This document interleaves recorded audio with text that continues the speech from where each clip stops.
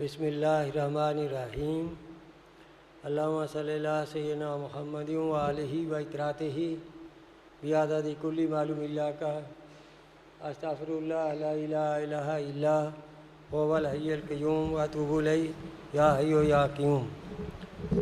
ثانیہ کرب و بلا، قومیں پیدا ہوتی ہیں مٹ جاتی ہیں، بستیاں آباد ہوتی ہیں اجڑ جاتی ہیں، تہذیبیں نکھرتی ہیں دھندلا جاتی ہیں، شخصیتیں پیدا ہوتی ہیں مر جاتی ہیں، داستانیں مرتب ہوتی ہیں محو ہو جاتی ہیں مٹ جاتی ہیں۔ یہ عمل ابتدائی آفرین سے جاری ازل سے جاری ہے اور مسلسل جاری رہے گا، لیکن ایک داستان علم ہے جو تاریخ کے صفحات میں آج بھی اسی طرح روشن و تابندہ ہے جس طرح آج سے 1300 سال پہلے تھی۔ امتداد زمانہ کی گردش اور انقلاب روزگار کی ہزاروں گردشیں اس داستان علم کو نہ مٹا سکیں اور نہ رہتی دنیا تک مٹا سکیں گی۔ کیوں؟ اس لیے کہ اس داستان عظیمہ کو لکھنے والی مقدس عظیم شخصیت نے اسے اپنے خون جگر سے لکھا اور دستے کرب و بلا کے دمتے ہوئے ذروں نے اس تحریر کو اپنے سینوں میں محفوظ کر لیا۔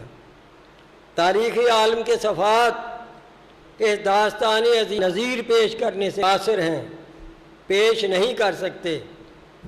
اگر کسی میں حوصلہ ہے اس آفتاب کے سامنے اپنا دیا جلا کر تو دکھلائے۔ فاطمہ کے لگتے جگر نے اپنے نانا کے مقدس دین کی احیاء کے لیے قربانی کا جو بے نظیر معیار قائم کیا، کوئی اس کی مثال تو ڈھونڈ کے لائے۔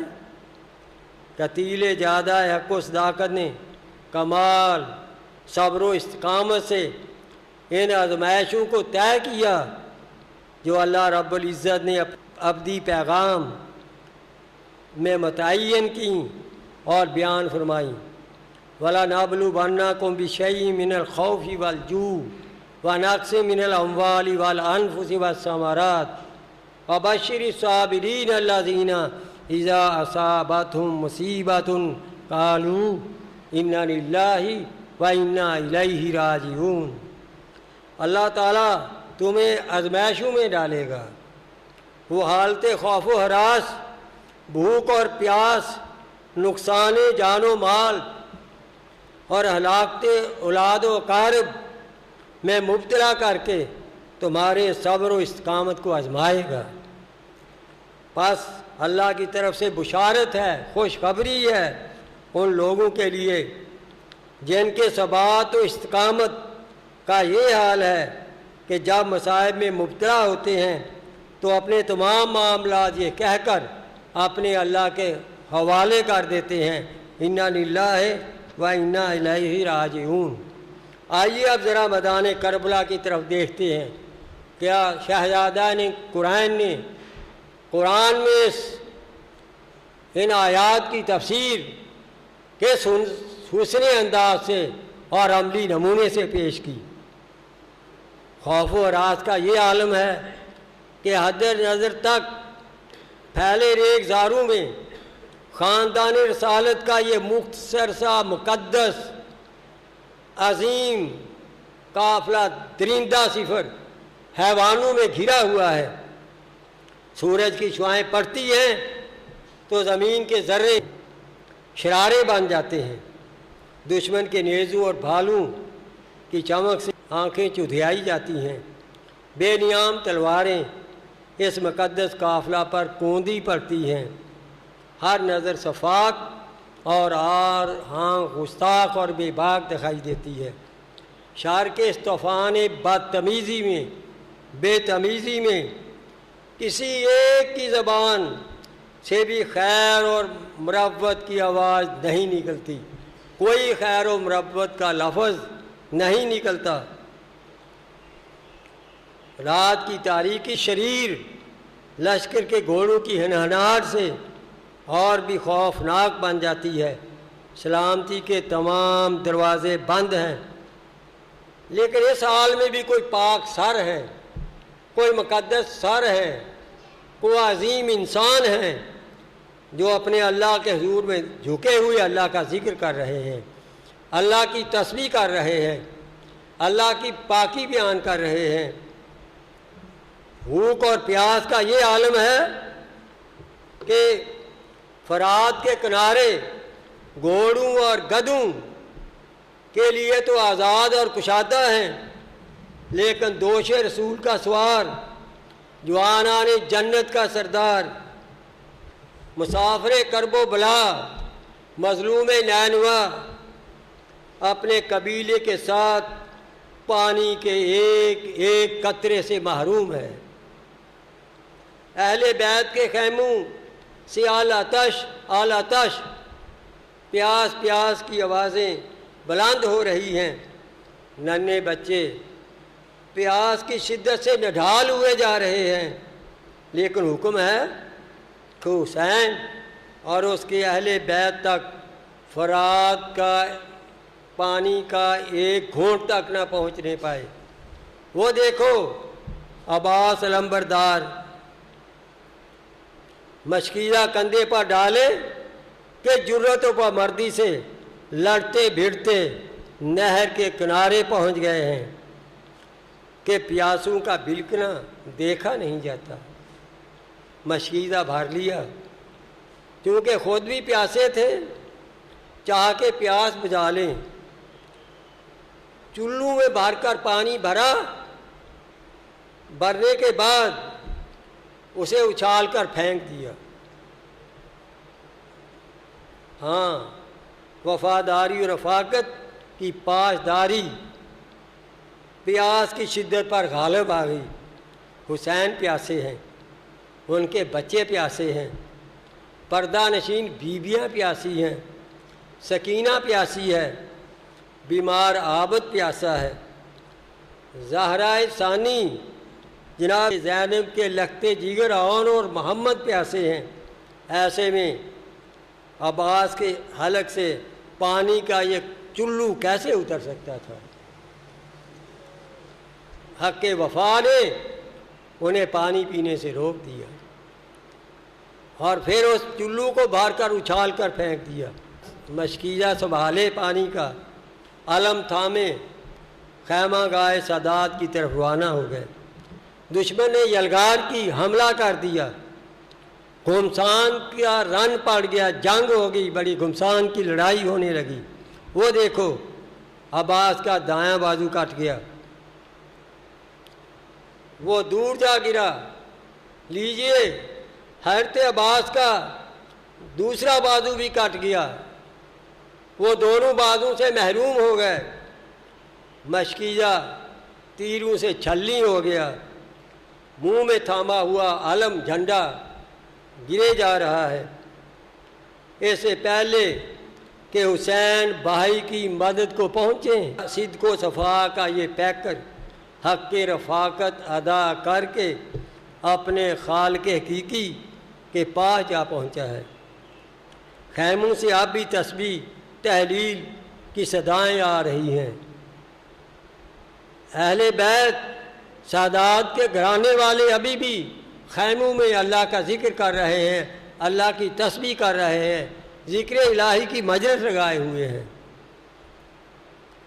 نقصان جان و مال اور ہلاکت اولاد و قارب کی تفسیر جو نواسہ رسول نے میدان کربلا کے سینے پر لکھی، اس کی مثال کون پیش کر سکتا ہے؟ وہ دیکھو گنج شہیداں، جہاں گلشن رسول کا ایک ایک پھول اور ایک ایک کلی خون میں نہائی پڑی ہے۔ علی بن حسین، عبداللہ بن حسین، قاسم بن حسن، عبداللہ بن حسن، ابو بکر بن حسن، عباس بن علی، عبداللہ بن علی، عثمان بن علی، محمد بن علی، ابو بکر بن علی، جعفر بن علی، گویا علی کا پورا گھرانہ لٹ گیا ہے، علی کا پورا گھرانہ دین اسلام پہ قربان ہو گیا ہے۔ زینب بنت علی کی گود بھی خزاں کی اس چیرہ دستی سے نہیں بچی، اس کے دونوں کم سن لگتے جگر گنج شہیدہ میں سرخرو پڑے ہیں۔ ادھر آل عقیل بھی غلغوں قبائیں اوڑے پڑی ہے۔ جعفر بن عقیل، عبد الرحمن بن عقیل، عبداللہ بن عقیل، محمد بن مسلم بن عقیل، عبداللہ بن مسلم بن عقیل، محمد بن ابی سعید بن عقیل، یہ وہ مقدس اور محترم ہستیاں ہیں جن کی دہلیز پر، جن کے دروازے پر فرشتے بھی بلا اجازت پر نہ مار سکتے تھے، جبرائیل بھی بلا اجازت قدم نہ رکھ سکتا تھا۔ آج کربلا کی ریت پر خون میں نہائے پڑے ہیں۔ ذرا آگے قدم بڑھائیے، میدان کارزار کا رنگ بھی قابل دید ہے، جہاں ہر طرف خون شہیداں سرخ پتیوں کی طرح بکھرا پڑا ہے۔ بے برو گیا صحرا اس گل پاشی سے رش کے چمن بنا ہوا ہے، گویا جگہ جگہ لالائے صحرائی امنڈ آئے ہیں۔ اے خاک کربلا، اپنی اس سرخروئی پر ناز کر کہ تو خون مقدس کی امین بنی۔ نواس رسول کے بہادر ساتھیوں نے تیرے سینے پر تاریخ کے انمٹ نقوش لکھ ڈالے، بنا ڈالے۔ حبیب بن مظاہر، حور بن زدید، بابر بن حسین، عبداللہ بن عمیر کلبی، مسلم بن سوجہ، ظہیر بن القین، حنظلہ بن اسد کے لاشیں بھی جرأتوں، ہمتوں اور شجاعتوں کی کہانیاں کہہ رہے ہیں۔ یہ محترم خاتون ام وہب کا بھی لاشا ادھر ایک پڑا ہوا ہے، جو اپنے مقتول شوہر عبداللہ عمیر کلبی کے چہرے سے گرد صاف کر رہی تھی۔ کسی سخی القلب بدبخت لعین کی تلوار نے اسے وہیں کاٹ کر دھر دیا۔ ٹھہرے چشم فلک، مجھے ان شہیدوں کو ہدیہ عقیدت اور سلام پیش کر لینے دی۔ میرے پاؤں لٹکا رہے ہیں، مجھ میں ابھی نہ آگے بڑھنے کی طاقت ہے، نہ کسی اور دل خراش منظر کو دیکھنے کی تاب۔ تو نے اس دھرتی پر لاکھوں قافلے لٹتے دیکھے ہوں گے، لاکھوں مظلوم قتل ہوتے دیکھے ہوں گے، شاید اسی لیے تیری آنکھیں پتھرا گئی ہیں کہ ان سے اشک تک جاری نہیں ہوتے۔ لیکن بتا تو صحیح، تو نے کسی کو یوں جرت، پامردی اور دلیری اور شجاعت سے آگے بڑھ کر موت کو یوں گلے لگاتے ہوئے دیکھا؟ کسی نے یوں رسم وفا نبھائی؟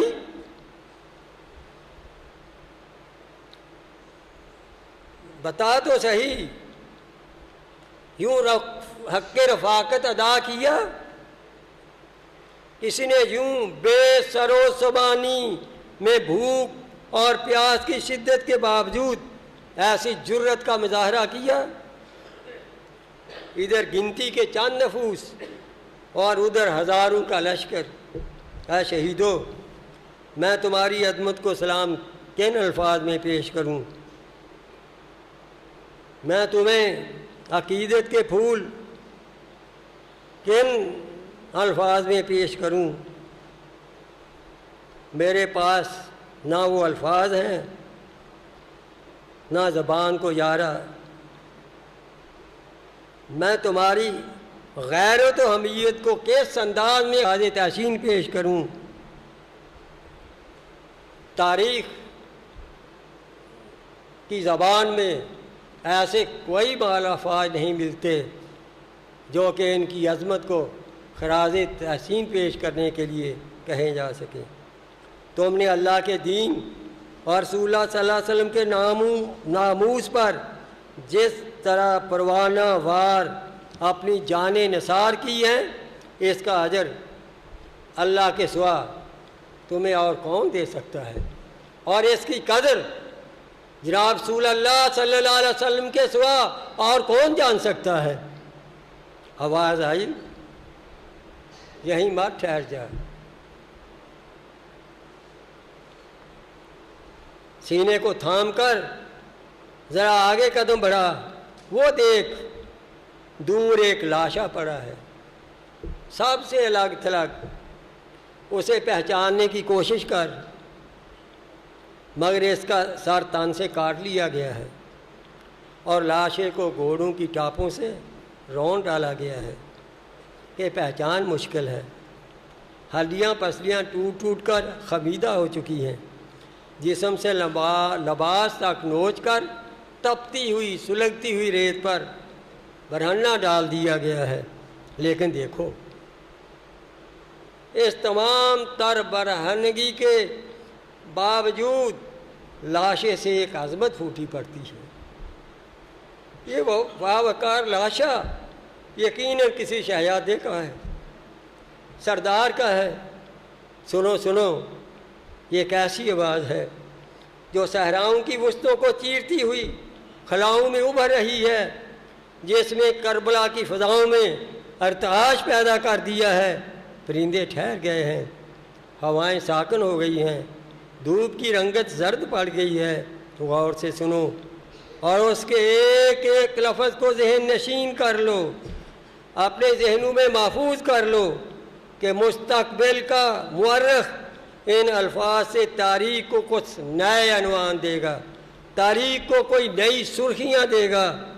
سنو کہنے والا کیا کہہ رہا ہے۔ لوگوں، میرا حسب نسب یاد کرو، سوچو میں کون ہوں، پھر اپنے گرے بانوں میں منہ ڈالو۔ کیا تمہارے لیے میرا قتل کرنا، میری حرمت کا رشتہ توڑنا روا ہے؟ کیا میں تمہاری نبی کی بیٹی کا بلا واسطہ بیٹا نہیں ہوں؟ کیا اس کے امزاد کا بیٹا نہیں ہوں؟ کیا حضرت سید الشہداء حضرت حمزہ میرے باپ کے چچا نہیں تھے؟ کیا جعفر تیار میرے چچا نہیں ہے؟ کیا تم نے جناب رسول کریم صلی اللہ علیہ وآلہ وسلم کا یہ معقول فرمان نہیں سنا کہ آپ میرے اور میرے بھائی کے حق میں فرماتے ہیں سیدہ شباب اہل الجنہ، کہ جنت کے جوانوں کے سردار ہیں؟ اگر میرا بیان یہ سچا ہے اور یقیناً سچا ہے، کیونکہ واللہ یہ حسین فرما رہے ہیں میں نے ہوش سنبھالنے کے بعد سے آج تک کبھی جھوٹ نہیں بولا۔ یہ تھے صداقت کے پیکر شہزادہ کونین حضرت امام علیہ السلام۔ تو بتلاؤ، کیا تمہیں یوں برہنہ تلواروں سے میرا استقبال کرنا چاہیے؟ اگر تم میری بات کا یقین نہیں کرتے، ہم میں ایسے لوگ موجود ہیں جن سے تم میرے قول کی تصدیق کر سکتے ہو۔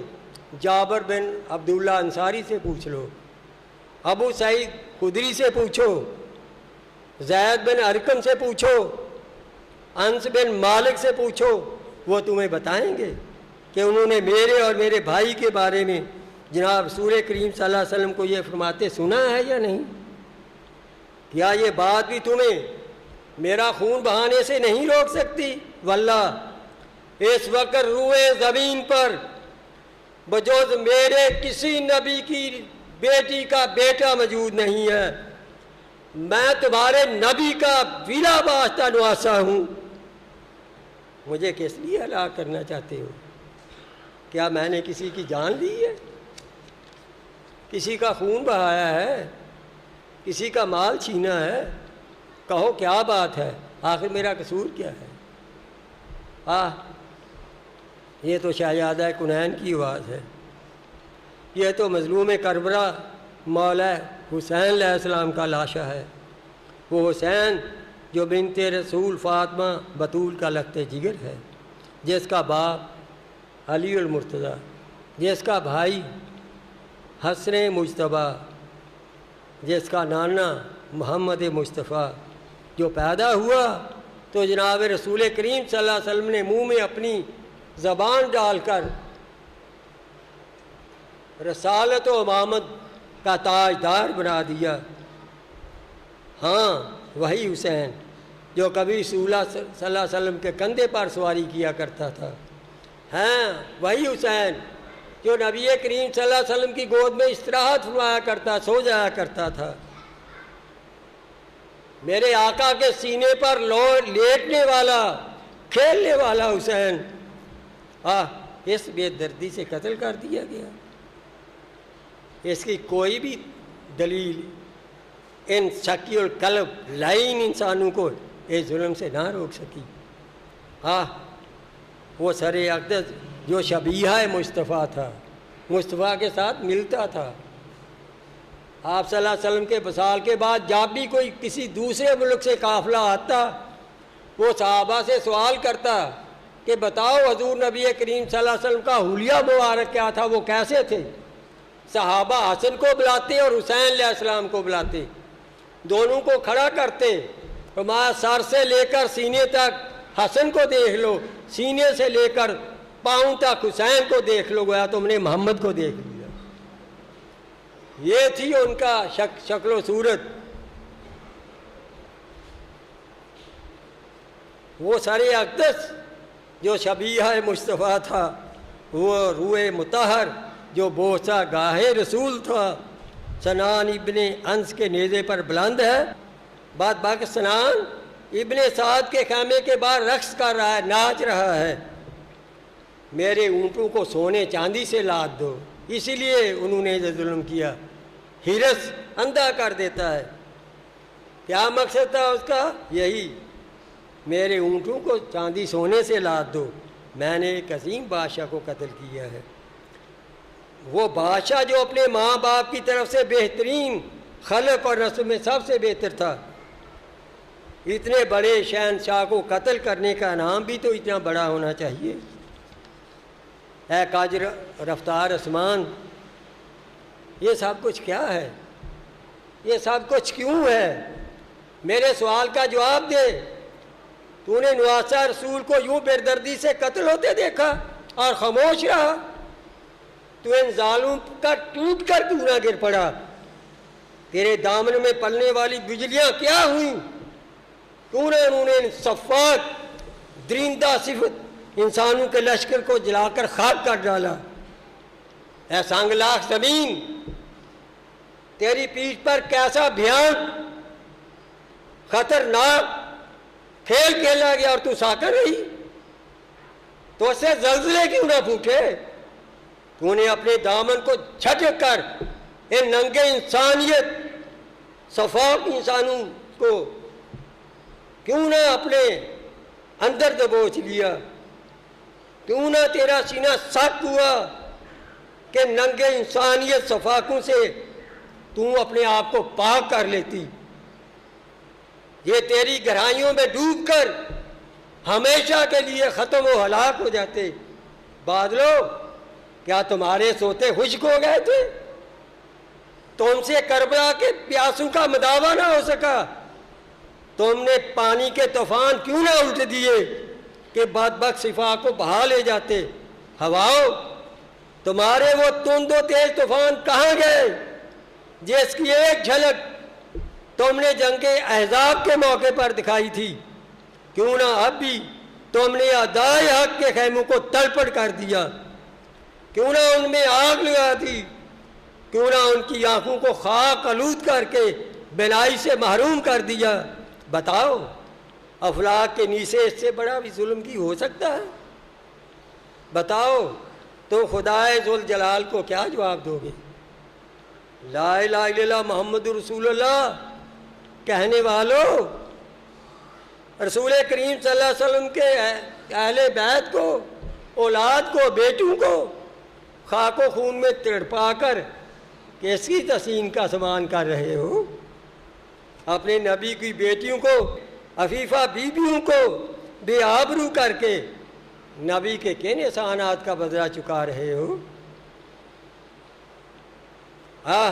ریاض پھول، ریاض رسول کے تمام پھول ایک ایک ایک کر کے چن لیے، پھر انہیں مسل کر پھینک دیا، لیکن تمہاری آنکھوں سے ایک آنسو نہ ٹپکا۔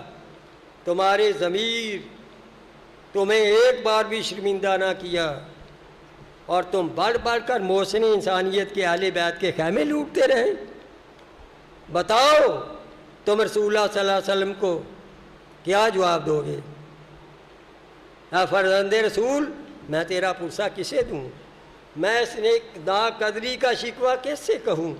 ہاں، خیموں کی جانب چلتا ہوں، وہاں زہرہ ثانی، لخت جگر بطول، تیری ماں جائی بہن زینب موجود ہے، ام کلثوم موجود ہے، رقیہ موجود ہے، تیرا لخت جگر بیمار زین العابدین موجود ہے۔ لیکن یہاں بھی تو ایک قیامت کا منظر ہے۔ آج جلے خیمے، ٹوٹی ہوئی تنابیں، دھواں چھوڑتی ہوئی چوبیں، ان گنت کہانیاں کہہ رہی ہیں۔ میں زینب طاہرہ سے کیا خطاب کروں؟ اس کی آنکھوں کے سوتے تک خشک ہو چکے ہیں، چادر زہرا اس کے سر سے چھین چکی ہے، سکینہ کا سر بھی برلنا ہے، لٹیں کھول کر گلے میں پڑی ہوئی ہیں، آنکھوں میں وحشت ہے، ہر آنے والے کے خوف زدہ ہو کر پھوپھی سے لپٹ جاتی ہے۔ زین العابدین بیماری کے باعث پہلے ہی بہت کمزور تھے، آپ بالکل نڈھال ہو چکے ہیں، کٹوٹ لینا بھی ان کے لیے مشکل ہو چکا ہے۔ اے زہرہ ثانی، میں تیرے بیٹوں اور محمد کا پرسہ دوں یا علی اکبر اور قاسم کا؟ مجھ میں حوصلہ کہاں کہ کچھ کہہ سکوں؟ اے حسین کی بہن، اے حسین کی بیٹی، اے حسین کے فرزند، حسین شہید ہو گئے، ان کا لاشا بے گور و کفن صحرا میں پڑا ہے۔ اب تم حسین کا انتظار نہ کرنا، وہ تمہارے پاس نہیں آئیں گے، وہ جا چکے ہمیشہ کے لیے اپنے بھائی حسن کے پاس، اپنے بابا علی المرتضیٰ کے پاس، اپنے نانا محمد مصطفیٰ کے پاس۔ وما لنا الا البلاغ۔